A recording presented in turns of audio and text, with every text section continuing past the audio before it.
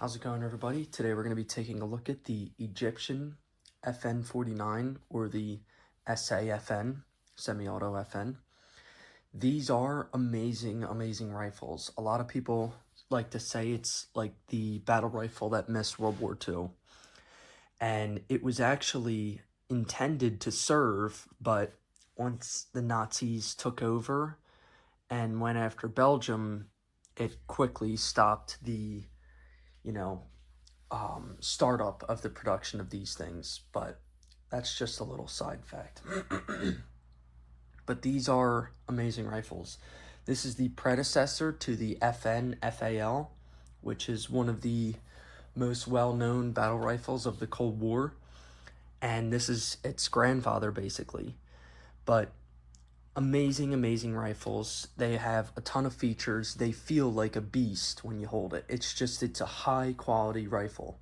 This is the Egyptian, so it's an 8mm Mauser, and it's just an amazing shooter, ton of fun, and like I said, feels amazing. They are just tanks of rifles.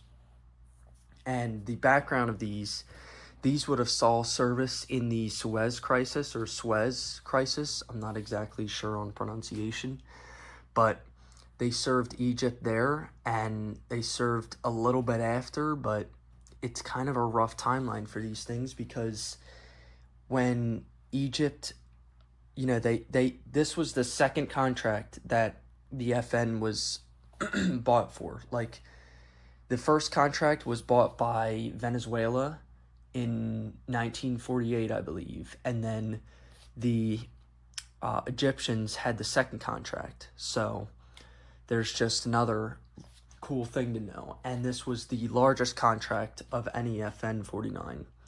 So Egypt bought the largest and second contract, and this is, I think there was two separate runs, and I'm not exactly sure the year. I'm going to bring that up on screen, but this is, I believe, the first run of them, and then the second run, it might just be serial number differences for all I know.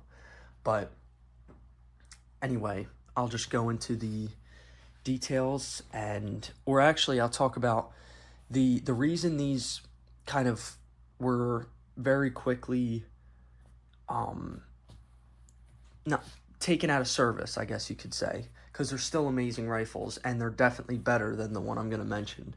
The Egyptians started making their own rifle, the Hakim, and that is a derivation of the Swedish AG-42, but when you could either buy guns or make guns, you're probably going to try to make guns. So they already bought this contract, and this is definitely the better rifle. It shoots better. It's better, in my opinion, at least. And that's why I think that they were quickly stopped buying them or even attempting to produce them because they had started the Hakim production. And, that's just the sad truth of the FN-49. But either way, this is an amazing rifle, and I'll go into the rifle details. It is a semi-auto 8mm Mauser. This is a dummy round. Just a beast of a round. Your safety is that lever, so you can't even pull the trigger from there, but you can't even from the other side. So you switch that up, and you have all kinds of cool stuff. You got a dust cover right here. Push that forward. Now your dust is covered. And just a lot of really cool stuff on this thing. It has, the wood is gorgeous on it. Got the nice, fitting battle wear for a battle rifle. And you have a adjustable gas, and that is under this handguard. So what you do is you take off the handguard, and there's a dial you can dial under here to adjust it. So that's the adjustment method. It's definitely more tedious than the Hakims, but like I said, I think it's a better rifle. So there's my opinion. But either way, amazing, amazing rifle. And It's a fixed 10-round mag. You cannot remove it, which is unfortunate, and that's probably another reason that they were quickly stopped seeing service and quickly adopting something else. But either way, this is an original sling, at least to my knowledge, and it's just a great rifle. You have a gorgeous Egyptian crown here, and you also have, I believe it's like a monolith stamp and something else, but really cool. This crest is just beautiful. But either way, great rifles. You have your Egyptian or your Belgium mark because it was built in Belgium. There's that. And you have your rear sight adjustability from 1 to 1,000 meters. Just amazing, amazing rifles. And like I said, it's a battle tank. You also have a compartment in the buttstock that opens up for a cleaning pack. And you have a stock stamp. I meant a stock disc, like some of the older rifles do. And they just basically have some little markings on them. Some are serial number matching, I believe, but not all of them. I think a lot of them are unit markings and stuff. And there's also a very faint unit rack marking, I believe, right here. It's like very faint paint. But also, here's some original 8mm. I think this is Turkish stuff, but you probably would have seen this been shot through this. But either way, and also another thing with the gas. This thing is for PPU shooting. This rifle is all the way open on gas. You don't want to beat these things up too bad because you don't want to break stuff. So you want to start as open as it can go and then slowly turn it in. Well, we are as open as it can go, and there's nothing else to do. So we're just going to leave it there. It runs fine with it, so that's what we're going to do. But I also have the bayonet with this, with its sheath.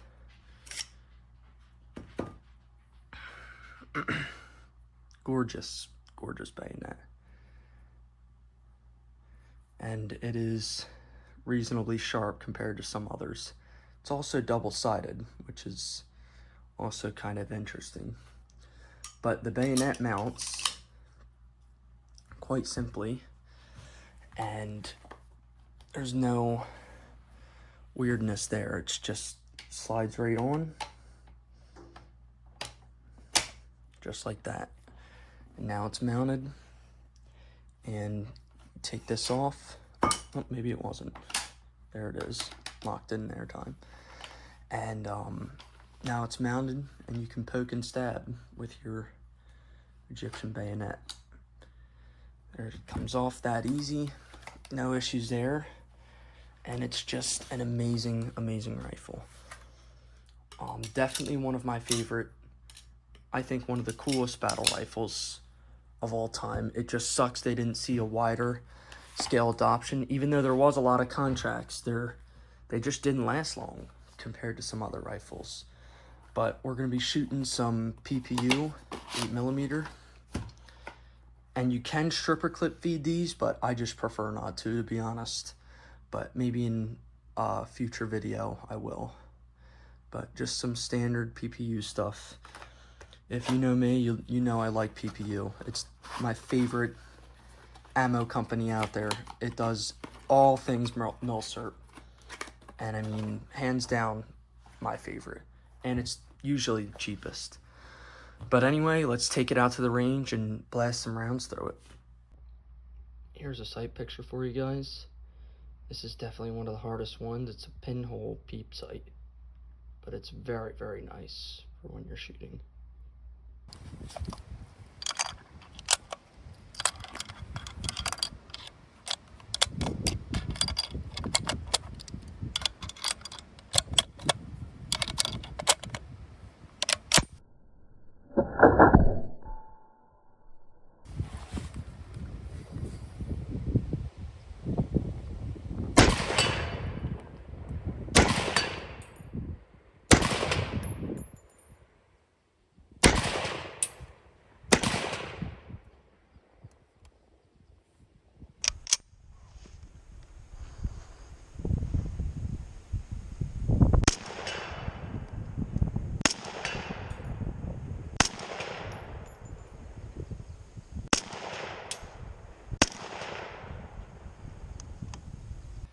thank you guys for watching.